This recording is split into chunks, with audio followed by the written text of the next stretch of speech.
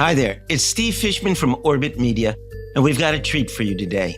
It's a bonus for those who enjoyed our podcast, Death and Deceit in Alliance, featuring the great Maggie Freleng. You'll recall that in Death and Deceit in Alliance, Maggie hunts for the real killer of Yvonne Lane, who was brutally murdered with her kids in the next room. David Thorne is the father of one of those kids, and he went to prison for hiring a hitman to murder Yvonne. Maggie's been a crusader for the wrongfully convicted for a long time. She's followed David's case for a long time. And for her, at least at the beginning, this has all the earmarks of a wrongful conviction. Josh McComb agrees. Josh is David's great friend from childhood. He's still David's great friend, even after David has spent 3 decades in prison. For Josh, David's story is personal. Josh dreams about David's case. He studies the details. Maggie's driven by idealism. Josh by love. Love for the person who was like a big brother to him. Josh believes David never would have been involved in anyone's murder. They should be allies in this cause. But as you'll hear, they are decidedly not. Maggie's investigation took her somewhere entirely unexpected. And in this bonus episode, Maggie's going to give Josh a piece of her mind. Your friend, David, is a liar. For this bonus episode, we invited Josh to join Maggie in conversation. One of Maggie's investigators, Danny, joins too. A couple of other names to keep in mind. First and foremost, Joe. Joe is the person who confessed to actually killing Yvonne. He said David paid him to do it. And Sue, that's another name to remember. She's David's wife. They married while he was in prison. And Sue has spent many of her waking hours trying to gather the evidence to overturn his conviction.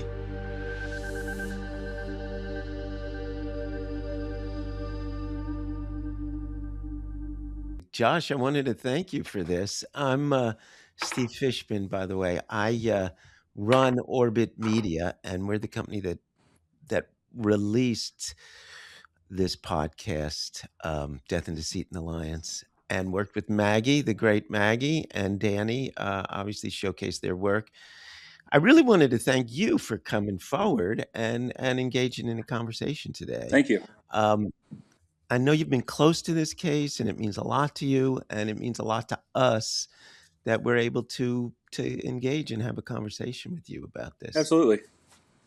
I appreciate you Could guys. I just ask you, could you just introduce yourself to viewers and listeners? Who's Josh McComb? So I am Josh McComb. I'm friends with David since childhood. I'm still friends with David today. He was like a big brother to us. He's a couple years older than us in high school. I met him through a friend's sister that he was dating, and we've been friends ever since. And have you stayed involved in his case? Yes. Can you talk about what's your involvement been? Have you been? I have been on this podcast, obviously, a couple shows for David. I worked with Beth Karras for a minute, and I mean, Sue and I would, when we were driving to London to see David, we would go over anything new we thought of for, the week or the couple weeks or the month, that we went to see David. So we would brainstorm everything. But I was also friends with Joe before he was involved with this. Huh. So you've spent a good kind of part of your emotional available content on thinking about this. I have. I've had dreams about it. I've had thoughts about it that have woken me up. I've had things that have happened, and I go back through the evidence, and I have to call Beth and ask her what her thoughts are, or Sue, or whoever is available. But sometimes, if I need an expert, I would reach out to Beth Karras, and she was great. She never hesitates to text me back or answer the phone, or she came right to my office one day and said, "I need to sit down with you for a little while." I said, "Okay, so let's do that." Mhm. She's awesome. So What else do you do in when you say your office? I used to own a car dealership. Now I'm still in the car business. I've been in the car business for 25, 26 years. Hmm. So why are you still so invested in this? Because David's my friend. I was there for the whole thing. I got drug into it in the beginning, and I was taken to the station and interrogated like I was, somebody of interest. And it's my family that's involved. Your family, including David. Yeah. Mhm. Can you tell us a dream you've had about it? I had a dream that the killer was left-handed. Hmm. Okay, now that's significant to people nodding their heads, but not to me. Why is that significant?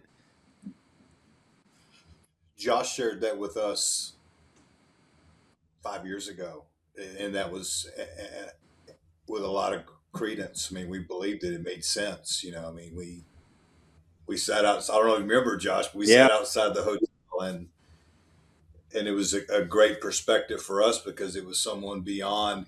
Nothing against Sue, but you were truly his friend. You didn't become his friend after his incarceration. Correct. So you had there was bones to your history, and some of your insight was when me and John left. You gave us a lot of good intel or perspective that we didn't have prior to that chat. So, and I remember you saying that the killer was left-handed. Yeah. So, Hmm. So why was that? What was that dream about? Like, was it a scary dream or a happy dream? Or No, it's just replaying evidence in my head. So from the void on the floor by the door and the way it happened, if you think about it, the cut went from right to left, from behind, with somebody holding her up, supporting her weight, and then turning with her as she went down to the ground. That was my opinion. I never thought the murder weapon that Joe led them to was the murder weapon. I think everybody has agreed on that. And Mm. the pillow on the couch, they always assume that the knife was wiped off, twice. Well, I believe that it was the kitchen knife. You can see the imprint of it. The killer folded the pillow over it and pulled it through, and there's actually a tear there. And if you look at the thumbprint on the knife, it's just how you'd hold it if you're left-handed, on the inside, right in front of the handle, with your left thumbprint being on the right hand side of the knife. And it got laid down, pillow folded over, and pulled out. That was what Before clicked. we jump into that level of detail, just which I do want to do, but just what do you think happened? Who killed Yvonne Lane? I don't know who killed Yvonne Lane. If I did, I would be on my roof screaming who did it. I mean, most cases you look at, and I studied forensic science for a while. I was going to try to do my best to do these forensics and get David out of jail, but it didn't work that way. I had to drop out of college because I had a kid. And I just looking at it, you usually want to pick out the bad guy. But there's so many bad guys in this story that you can't narrow it to just one. I mean, we've all read the files of the police officers. We've all know there was cover up there. We all know the story about the chief of police and how many people went through this crime scene. I mean, Sue had an overlay of all the footprints that were in this crime scene that, I just didn't feel like he got a fair shake. And I know David. David and I were walking in the backfield of my parents' property. Nobody else around. It's the day after this happened. After I got drugged into the police station, he came to my house afterwards. And I looked him straight in his face and I asked him. And I said, "You know me, David. I'm not going to rat you out. I'm not that person. I'm not going to say what happened. Did you have anything to do with this?" And he looked me in my eye with tears rolling down his face. I'd never seen him cry until that day. And he told me no, and I believe him. What do you think Joe did? I don't know what Joe did. I don't think Joe did it. He's not that person. He didn't have a violent streak. You can say his childhood he was damaged for sure, 100% damaged. He was scared to get close to anybody. He was scared to trust anybody. Do I think he had? Do I think he had it in him to do that? Maybe. Do I think he was on cocaine and acid? No. I think this is all stories, like David training him in MMA. That's not even a true story. So I think Joe has adapted to telling people what they want to hear in prison. I also think David has adapted to who he trusts and who he lets in when he's in prison. And I agree, David's changed a lot since he's been in prison. You know, maybe he's more guarded now. Maybe he doesn't blast everything out in the open. Maybe he's more trying to tell you what he thinks you want to hear. But I've been alone with David 100 times. I've been alone with him before any of this, you know, right after it happened, before he got arrested. I was with him the weekend before he got arrested. I just don't see it. So you don't think David is capable of violence or orchestrating violence? I think David's very capable of violence if he needed to. He's a fighter. He's a kickboxer. He did shoot fighting, MMA. You know, that's violent. That's a type of violence. So do I think he's capable of having the mother of his two-year-old son killed? No. What did you think of the podcast, Death and Deceit in Alliance? There was a lot of good things with the podcast. It took a turn. It did, and it didn't make anybody happy. I'd be lying if I said I was happy about it. And I didn't feel the need to keep dumping on. But that was me. That's how I felt about it. You know, I was shown an email where it was told to David that he wasn't going to get buried. We're not going to bury you. And then it just seems like that's what's going on. And I don't know. I'm here to speak for David. I'm here to say what I know. There's certain points of the case that we all agree on. Well, I guess, you know, this is a forum. It's a friendly forum, but Yeah. still would love to hear, you know, what you think we got wrong. I don't know that you got anything wrong. I don't know that your evidence led you to a path that made you decide that David's where he should be or where he belongs. I don't know that that's inaccurate at all, that you guys came up with that. But looking at the same evidence and agreeing on the same points that we all agree on, I came up with something different. But I know David. I know Joe. I knew them before this happened. I knew them when it happened. Joe didn't do cocaine or acid when I knew him. Joe didn't even drink hardly when I knew him. He didn't even smoke marijuana or anything when I knew him. Hey, maybe Maggie, you want to jump in here? I mean, you had strong feelings about Joe too. Yeah, I think, the problem that we ran into was we're all agreeing with all of this. And I think one thing we realized, when speaking with Joe is Joe's very aware that his freedom is dependent on David's freedom. So he's not going to say anything, about David or what he knows. I think the truth is very much stuck with Joe, also knowing David's freedom and his freedom are linked.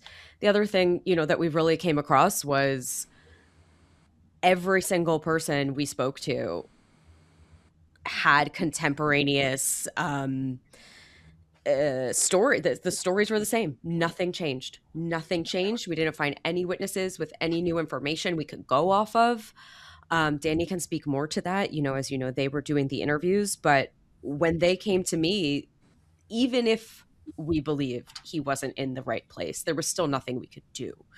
We had no recantations. We had no new people saying, well, actually, we did see Joe here. Or this story has never changed. It's always been these facts are holding this up, and they're pretty good facts. You have all these people from different towns, different places who didn't know each other, the Enochs, the Tools, all sticking to their story. Charlie Toole has no reason to lie on David. He loved David. The Enochs have no reason to lie on Joe. They love Joe.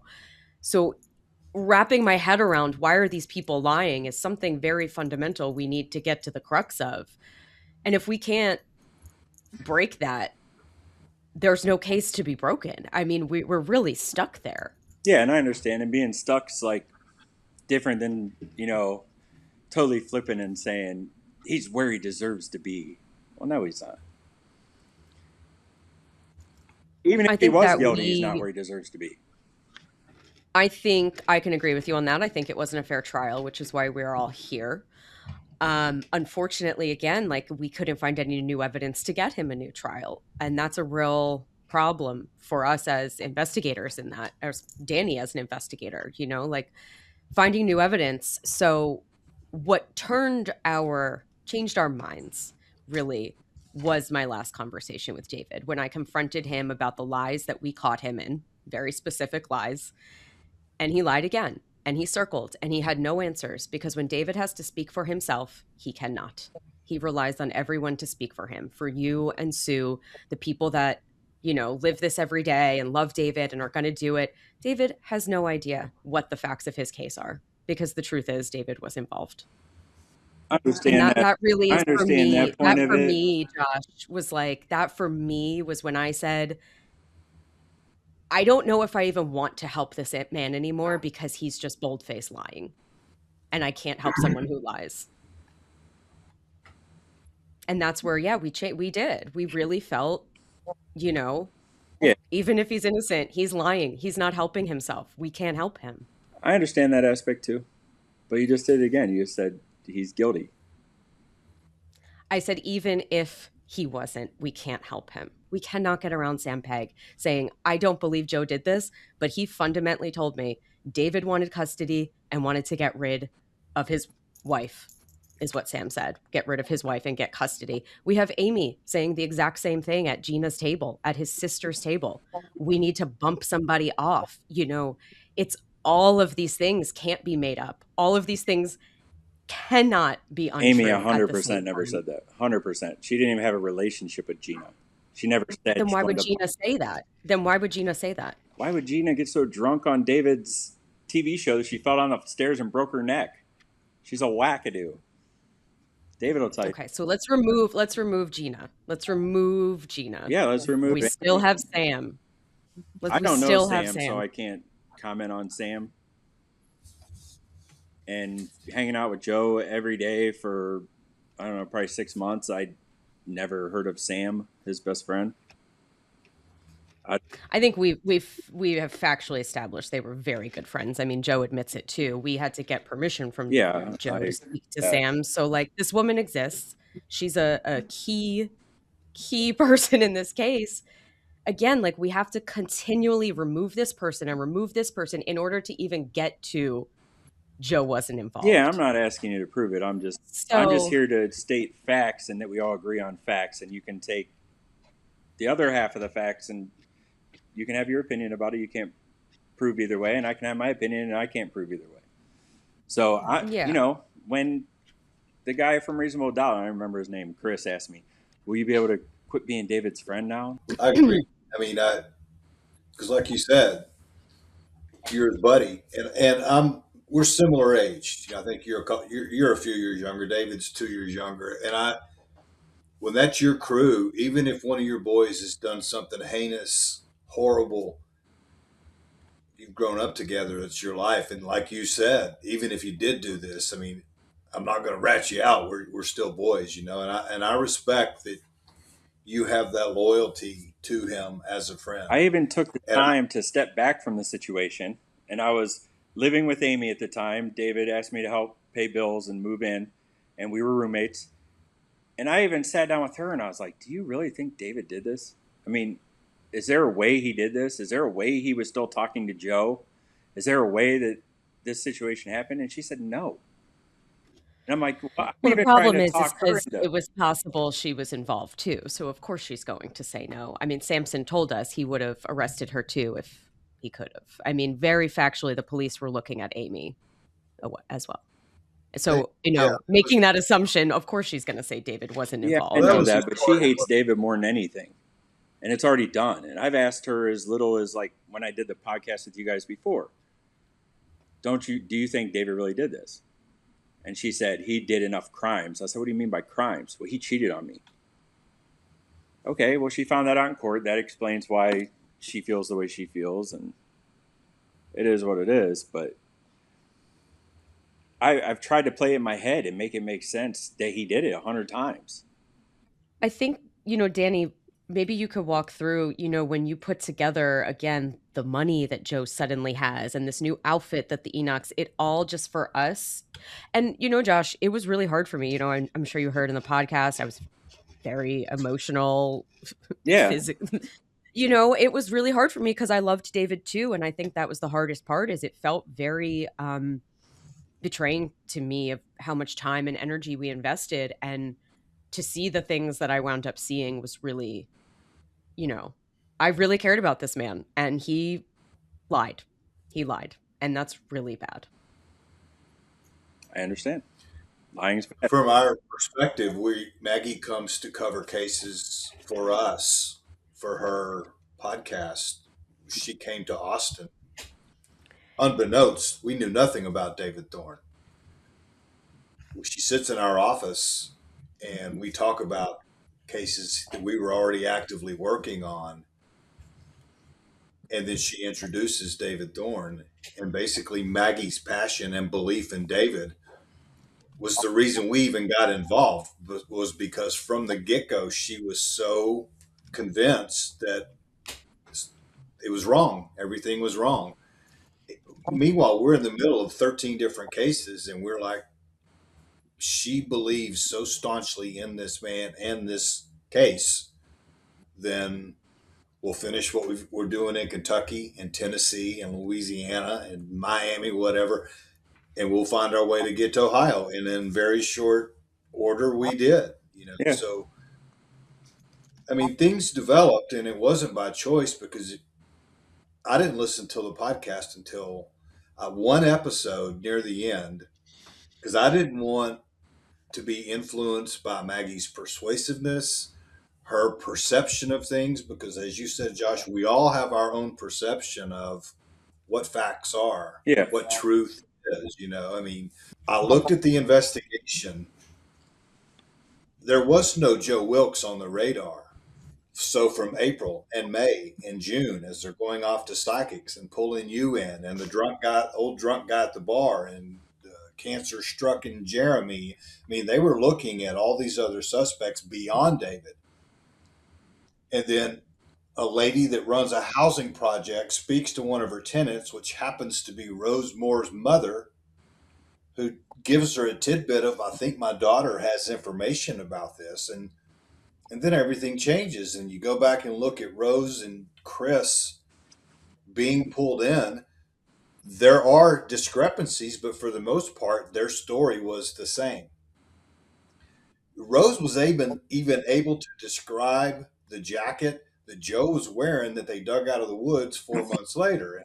So for everything else to have played out and to have orchestrated anything with the Enochs, Sam Pegg, anyone else, to have such consistency that he himself puts him at the scene of the crime almost every time. And that was the hardest thing for me to escape, is that there was this so-called recantation, but Joe was still in Yvonne's house the night she died. He still rented a room down the road, 4 miles down the road, but that night, whether it's a blackout, whether it was a proposition for sex, whether it was an invite to a party, Joe's there every time.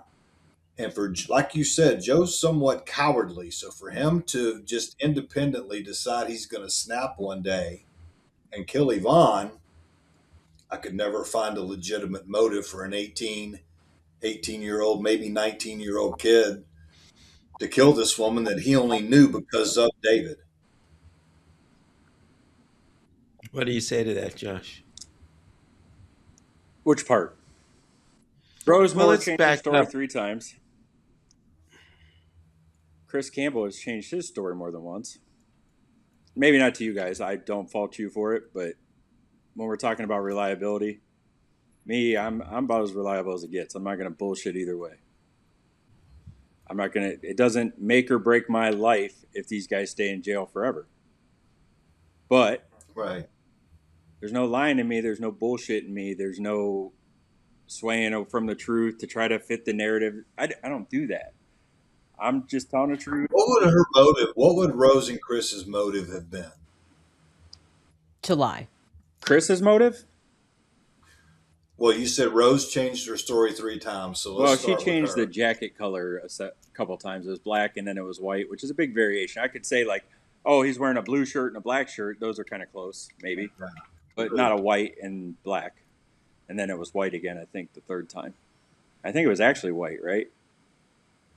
It was actually Yeah. white, and he wore that covered in blood running down State Street for 4 miles and nobody saw him. It's besides the fact, but I mean, if everybody's telling the same story, it's everybody telling the same story. It doesn't prove anything. It does, but it doesn't. It proves that they believe what they're saying. It proves maybe Joe told a story before he got arrested to Sam Pegg, and maybe she told the story that Joe told her, but doesn't recall the date. I can't explain away facts that you guys have found. Yeah. I'm not trying to do that. I'm trying to say the murder weapon wasn't the murder weapon. The $200 or $300, I forget which one it was. It's varied several times. Was because that was the biggest withdrawal they could find out of David's account, even though he had $13,000 in cash in his house when they arrested him because he did side jobs. He left his paychecks in the bank and he spent his side job money. He was always working on cars, always doing decals for people. So we all agree that, I mean, $200 or $300 is ludicrous to begin with. Well, that's actually, we don't all agree on that. Actually, I've never seen it change from 300. It was always around 300. And we actually know that David was having some financial issues. It's in court records. David was You having know, financial issues? all this money that his, yeah, even when his grandpa said like, oh, he's broke. And Sue always tried to write that off. Yeah, he was working, but he told multiple people he did not want to pay child support and he wanted custody. Very clearly, that is a fact that we found. And it's His own been out there for a grandfather, while. his own grandfather, in his very first statement, the only two people that wouldn't speak to the cops initially and lawyered up immediately were Amy and David. Grandpa went down there and spoke to the police officers and said, "Yeah, David wants custody, but her house is clean. He doesn't see a root." Amy or Angie, when she was cutting his hair, and then subsequently a week or two later, they cut Grandpa's hair and Brandon's hair, says that David was telling her. Sam Pegg doesn't even know David, and she's telling us 20 years later. Joe told me that we got hung up on the detail of Sam not understanding the true dynamics of the relationship between David and Yvonne, but the fact that Sam Pegg's even discussing custody and the marriage relationship with Yvonne. This was an 18-year-old party girl who had no idea who David even was, but the information she knew didn't make any sense that she would know it unless it came from Joe. Well, why would Joe be sharing with Sam randomly That David wants Well, custody. everybody that who It was knows David me very wants? knows I strange. wanted custody of my son. I went to court and spent $8,000 to try to get custody of my son. Well, that's what the thing is. That's been his thing. I never wanted custody. We loved Yvonne, greatest mom, never wanted custody. That's not true. That's not true. Okay. That's not what we found. There's so many things we could have this conversation, and we're all going to walk away from this conversation with different recollections of what was said. There's going to be errors. Yeah. I have found in my years that a crime scene investigation is the most scrutinized professional act that I've ever encountered. When even when you look at, let's just say, medical malpractice or administration of drugs or whatever, patient dies on the operating table, surgeon makes a mistake. Okay, we let that go. But because there's going to be someone fighting for their life and their freedom, I think you can find flaws in every crime scene investigation, in every interrogation or interview. And I'm not standing up for the police saying they didn't make mistakes, but I thought we were quick, myself included, to pounce on the entire Alliance Police Department as being corrupt. And I just don't think that's the case. I think you have bad actors like you do in any trade. I think there were some guys legitimately trying to solve this case. And as we discussed in the original podcast, Joe Wilkes kind of fell in their lap. And for guys that weren't experienced homicide guys to have so many pieces fall into place, all these different characters that substantiate the original alert to Joe Wilkes, it was hard for me to overcome, especially when you listen to the Enochs and their statements, because they didn't know David. And as I think Mr. Bud Sampson told us, there was cameos. There was a tiger. This was the first time ever we've got a tiger at a kick show. There's going to be validation that David could be identified on where he was that night. There's going to be breakfast sandwiches the next morning when there's this variation of David himself giving us a timeline of when he says he left versus what the tools say when he left. And us trying to redrive that route and say, was there enough time? And it didn't even matter. There was just so many other things that added up. Like, there's just we could never, and no matter how hard we try, we could never take Joe away. And Joe was directly linked to David. There were people, again, the contemporaneous and continuing murder for hire plot. Joe told people long before the murder, long before David was on the radar, David wanted custody and he wanted his wife killed. People. Those are things that were said. We know he told Sam. Okay, I don't know that went beyond that. It was Sam, and then there was Angie's statement. Oh. And the grandfather, all these people saying he wanted custody. And then the grandfather, killing. The grandfather's the one that lawyered David up when he was at the police station. So I get it. You're right. He didn't lawyer up. He was actually at the police station when his grandfather lawyered up for him. No, yeah, lawyering up is super smart. And then the point immunity, being, Grandpa the immunity thing talked pissed about the cops off, and they even said it's so much for your immunity, whatever they called him when they threw him in the back of the cop car after they raided Amy's grandparents' house, like he needed a SWAT team to come in on him when he's sitting on the back bumper of his truck with his hands in his pockets doing nothing. Well, the immunity, that's moot. I mean, again, the point being, they were led to him. Well, it's not moot because you said he lawyered up. He didn't lawyer up. His grandpa. I don't care about the lawyering up. That means nothing to me. I care that you said it. I did. Danny brought it up. I brought it up because to me, my perception was Grandpa wasn't afraid to go down and talk. You weren't afraid to go down and talk. I was scared to death. What's that? I was scared to death. I was 20 years old and had the cops come to my mom's house. I feel like I better get an attorney first. Sam didn't get an attorney until after she realized, holy shit, this is big. Then her parents mortgaged the house. And look, Maggie's right. It was actually smart of his grandpa. But there was something enough to where, hey, just wait a second, David, we better get you an attorney. Grandpa didn't think he needed to get his own attorney. He went and talked to the police. I don't know. I mean, I don't know how it was approached or presented or how that happened. Well, it was something that it was one of Sue's sticking points. This was one of Sue's sticking points that David became a suspect as soon as he lawyered up. I don't believe that. I don't care about that. People should always get lawyers. I care about all of the people, individual people who said beforehand, David wants custody. David had financial issues. Sam Pegg, I don't fucking know the woman, but Joe, said David wants him to kill her. You can't get around all of these people. Sure, one person made it up. Did all of them randomly make this up? That's my hard part to get around. And I understand. I see the look on your face. I can see that you're getting upset, but don't get upset with me. I just want everybody to agree on the facts of the case, and then you can make your own opinion on what you want to make your opinion on. I don't care about that. Everybody's been making opinions and throwing jabs at David for years.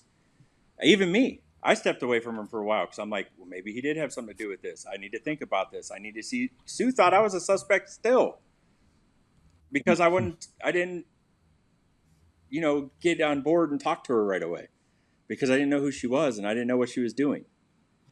Yeah. So, I mean, everybody's a suspect. Everybody tells their stories. Everybody has a story to tell. But the facts of the case are the facts of the case that nobody can deny.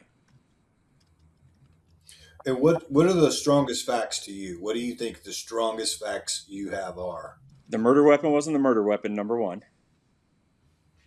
But would you agree that it was likely a knife? Any knife was a murder. It was a knife, but it couldn't have had a charade blade on it 4 inches up because it would have been a different cut. Second of all, she didn't get killed on the couch like Joe said and never wavered from. And actually, they changed their narrative to say she was killed on the couch. She wasn't killed on the couch. She didn't say any words. She didn't get up and run and turn around and ask him why. And he said, because David wanted me to do it. It's a great movie, but it's not a true story. That's a fact of the case. The knife that he took him to is not the knife. I mean, that knife was actually purchased at Walmart, the knife that he took him to. And there was a witness, the only witness that his defense attorney, and I use defense very, very lightly, called was Rick Webb, that said he saw Joe buying it when he got his fishing license. And he knew the date because it's on his fishing license.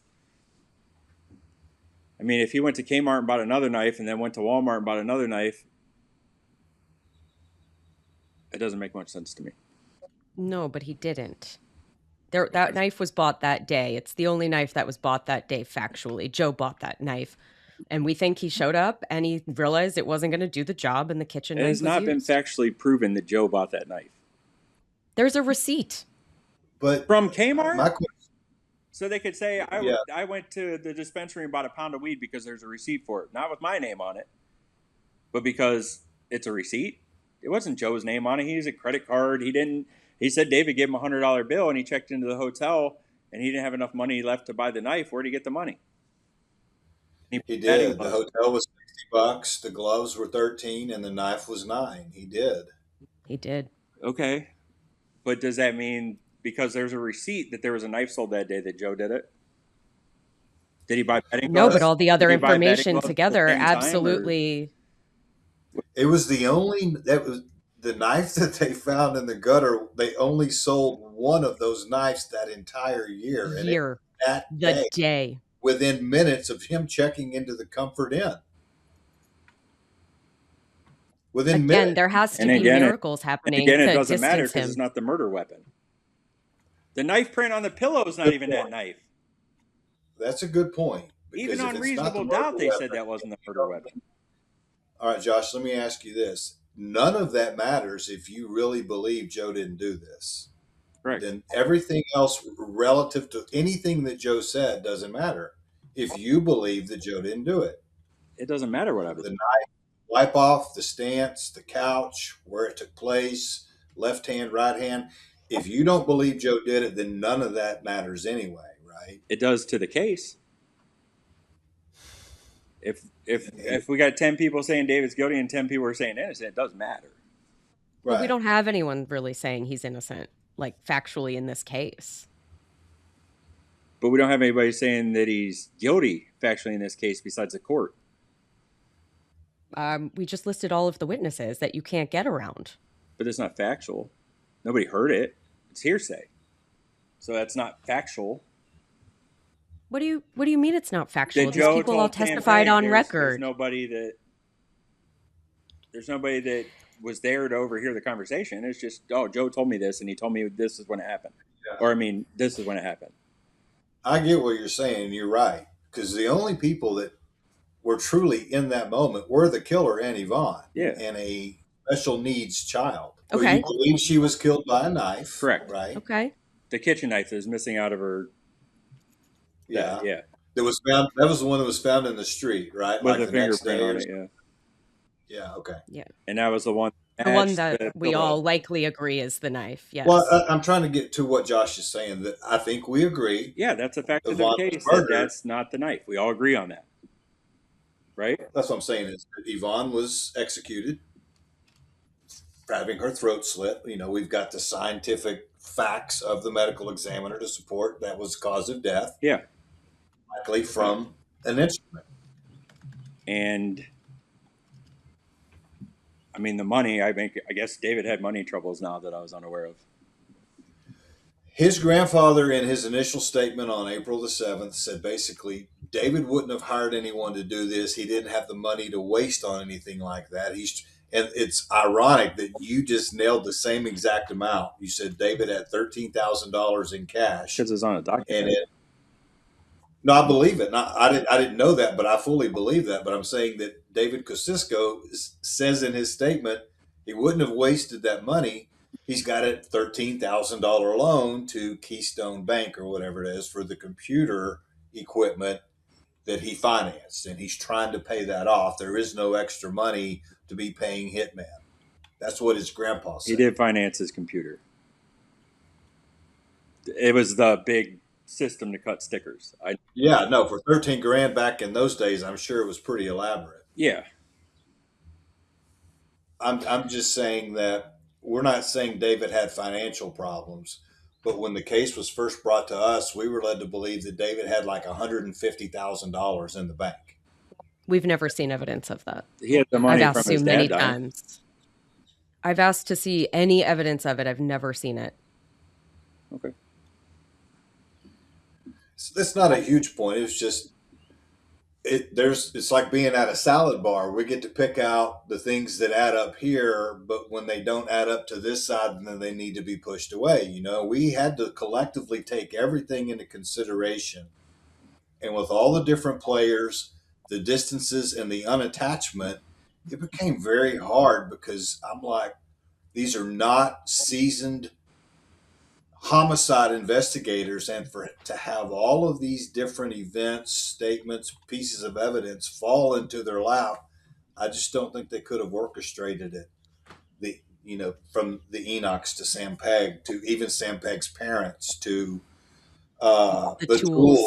Yeah, it was like, wow, these are not. When we first showed up, we thought this is we were led to believe this is a nasty, corrupt police department, and all of these people were all within this same community, so it added up. But as we're zigzagging around that part of Ohio, 30 minutes here, 45 minutes there, all in these different directions, and nobody knew each other, we're like, what the hell? And it wasn't until Rose got into a physical fight with Chris and broke up with him that she even divulged what she knew to her own mother.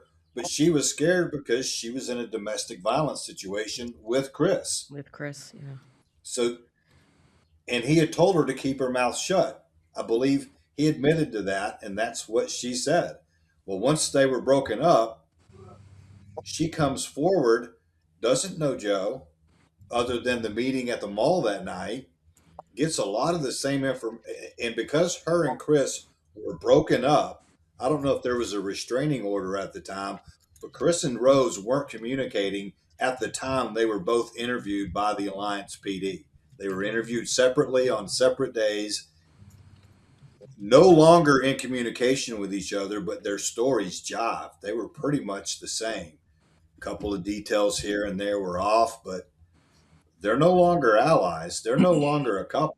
They're getting. Well, Danny, you met with Chris. Do you want to talk about, the things you guys questioned him, like what it was like being with him? I've talked to Chris. I know what Chris is like. Did your sister date Chris? Yeah. Is that right? Yes. Is that when you talked to him or more recently? No, it was that situation. I haven't talked to my sister in like 7 years. So. Yeah. I couldn't remember. I thought you had told us that. Yeah. Okay, so there's a knife, the money that, David's grandpa's the one that said he had money issues, but he had cash. I don't know. 13 grand when you're 25 years old, 26 years old, it's a pretty good chunk of money. Yeah. The fact that there was no, do we agree that the fact that there was only like a fingerprint and a half or something in the whole house, that there was no cover up? There's a fact that there was a woman and her 5 kids living there and multiple men coming in and out. There's a bleach bottle sitting on the counter with a top for another one sitting next to it, and rubber gloves. They were never tested, never looked at. There's a little bit of evidence there of a cover up, I would think. I can see 10. I'm sitting in my bar right now that we polished yesterday, and I could see 5 fingerprints on it sitting here. And when you run around a house with all these kids, maybe the cops covered it up. Maybe they have nothing to do with it. I don't know. Maybe somebody else came in and covered it up. Maybe when they saw Detective Leach coming out of the house, or one of the cops coming out of the house in the morning, they were in there covering it up. Didn't actually do the crime. Maybe covered it up. I'll tell you, Josh, the hardest thing for me to get past was George Hale. Here's another guy who has no connection to anything. He has no motive. He was kind of pushed into the background. That ate at me and bothered me. That was the strongest piece I had in my mental processing of everything. Was here's a guy who's unconnected, and he saw somebody come out of that house at 9:30 in the morning, I can't get past which her dad. Her dad with the video camera that was sitting on top of the yeah. and the tapes that were missing after he was the only one back in the house, and the fact that he was getting ready to sell his truck, which was seen by a witness outside of her house the day that she died, and he was at an auction selling his truck. Sue went there and wrote down the VIN. I did a VIN check. He never swapped the title. It was sold that day, but there's never been registration renewed. There's never been a title back on that truck, and the truck disappeared. Can I ask a question? I'm really curious about what you make of just David's lies, his untruthfulness and his lies to us. Like, why would he do that? I don't know. I can't answer for David. I know. I don't know. I can't say why he lies or why he twists the truth or why he manipulates. I don't know. What's a big one for you? What's the biggest to you, Maggie? I'm seriously curious. That he can't put his day What's together. the He biggest doesn't know lie? the facts of his own case. That's her biggest thing, that he won't defend himself. No, my biggest thing is a lot of these witnesses, I do these cases all the time. And the biggest thing in wrongful conviction cases is the case I'm working right now in Kentucky that's got an evidentiary hearing. When you have people that recant and with evidence that they were pressured to lie. And we don't have that here. There's no evidence these people are lying or making up anything. And I cannot get around that. I cannot get around that. But what lie from David bothers you the most? I think the stuff about him not knowing anything that Yvonne was doing, saying he knew nothing about the sex work. When I brought her to conventions, I didn't know what she was doing. That's a bold-faced lie. And that lie seems very much like him distancing himself from Doe, distancing himself from knowing all of these things the mother of his child was up to. We know he has a tendency for violence. He's aware we know that. He knows it looks bad that he knew she was up to sex work. He knows it looks bad that he wanted custody and had no way to get custody. I cannot get around those lies. Why did you lie about knowing what she was doing? If he didn't have a way to get custody, wouldn't her being a sex worker and he knowing about it be a good way to do that? Probably. So I'm curious what exactly. That would be a great way. I mean, because Isco said himself he had or it was Gina, one of them said he had no method of getting custody because she was upstanding. So again, maybe he's lying about sex work to make her look bad. Like, I don't know, but that's a part I cannot get around, is that he very much wanted custody and knew what she was up to. Yeah, based on custody cases I've worked on, Eric's criminal record and behavior and propensity for violence at times would have been great grounds for David to have moved for custody. I don't know if he thought that at any point, but Eric Cameron was in and out of jail and was known to be violent and a drug user. Those are great grounds for either parent to get at least a custody That's hearing. why I laugh when they say that David couldn't get custody because her house was clean. That's ridiculous. He could have had custody if he wanted it. I agree with that. But they were working I can't get around the lies. They were working it out. He was able to take Brandon whenever he wanted to. I have pictures of me. Well, another good point is David, at one point, it came out of, to me at least, that all of a sudden David and Yvonne are having secret plans to get back together secretly and flee and move to an entire area. And we were months into this before that ever even came to my attention, that him and Yvonne had been making these plans that they were going to get back together and be a family. And I was like, well, why didn't we hear that shit before? That's a true story. She was at his grandparents' house for a holiday or a birthday, right? Close to the time she died.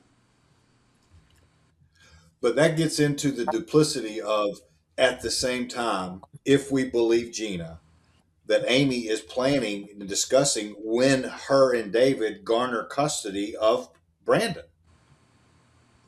I couldn't figure out why Gina would make that up, that to insert herself. That Amy is in her kitchen saying, planning ahead after making the supposing the question of what it takes to bump someone off. Follow-up commentary was that when me and David get custody of Brandon, like making plans. And this was within 6 days. I think August the 7th was her, or April the 7th was when she was interviewed.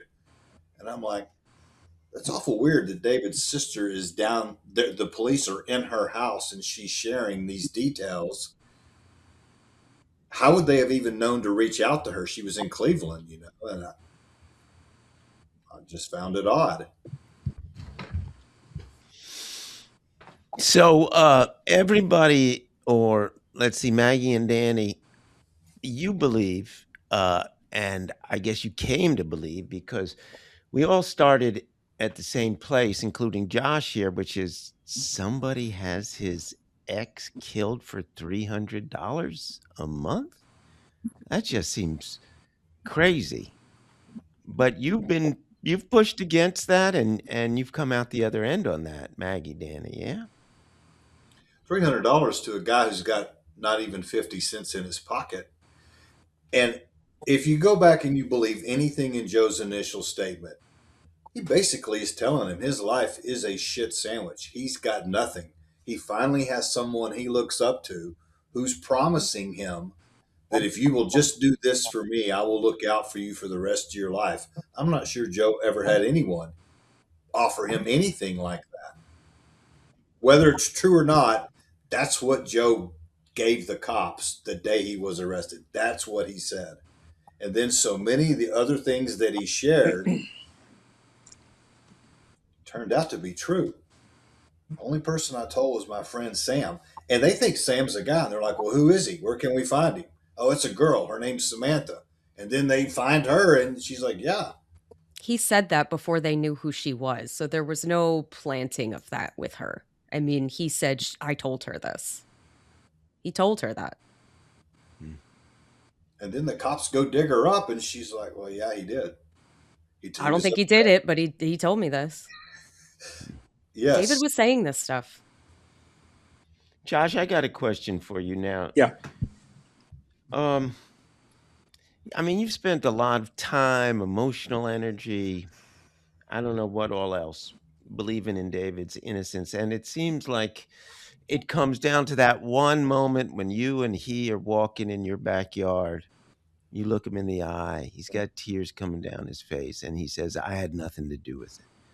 So it's an emotional connection that you have to David.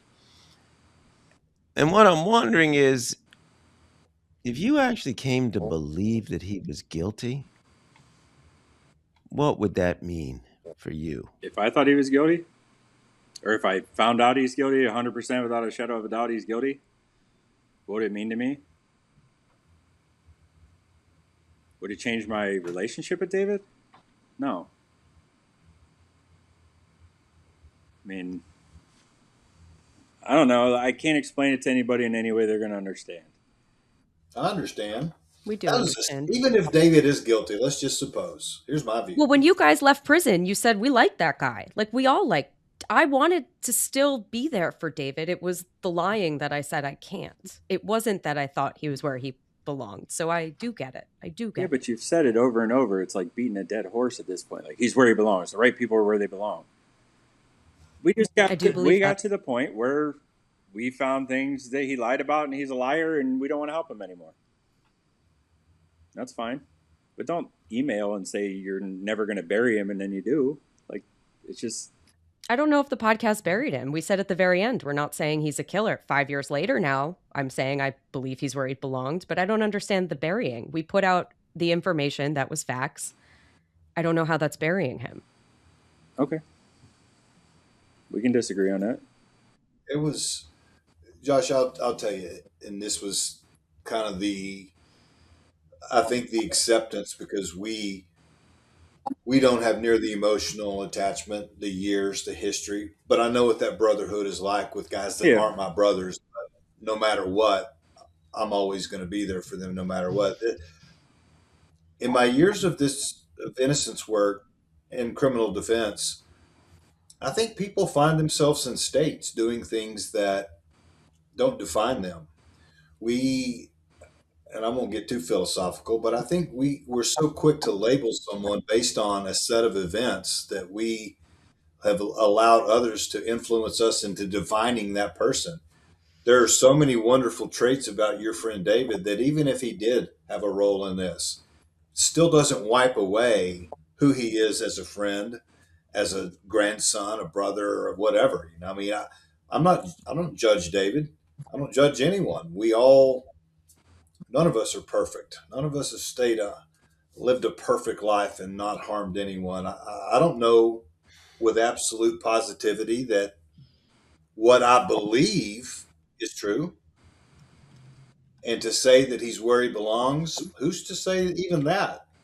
You know, who's for anyone to say where anyone else belongs? You know, I don't judge him. I will say this: we had a case in Dallas, Texas, in which I think I mentioned this last time. We were on a losing streak, and 3 or 4 cases in a row, we were confirming the convictions were accurate.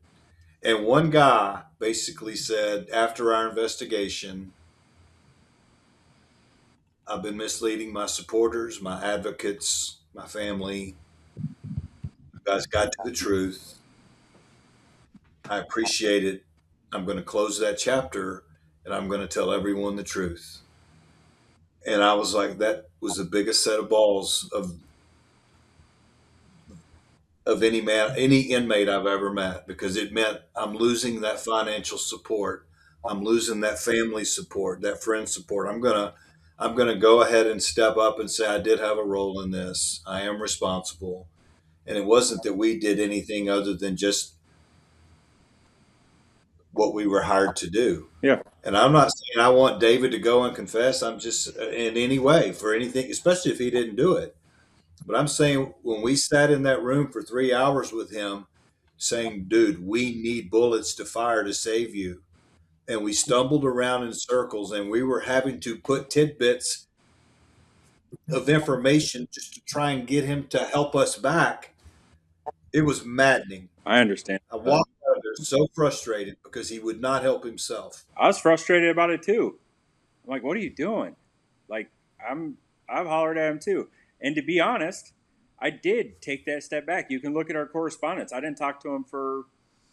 I remember you telling Yeah, me you took a step I back. did because I wanted to not have any outside noise. I wanted to look at everything myself and think about it and figure out if he was guilty or if he wasn't. And to this day, David's the first person to text me on my birthday. He's the first person to text my wife on Mother's Day. You know, so he's always been that. I always knew I didn't have a dad growing up. I didn't have older brothers growing up. I knew that David was going to text me happy birthday or call me actually back then. I knew that when my car broke down, I didn't have a car. David went and bought a piece of junk for me, fixed it up, and I drove a thing for like 2 years.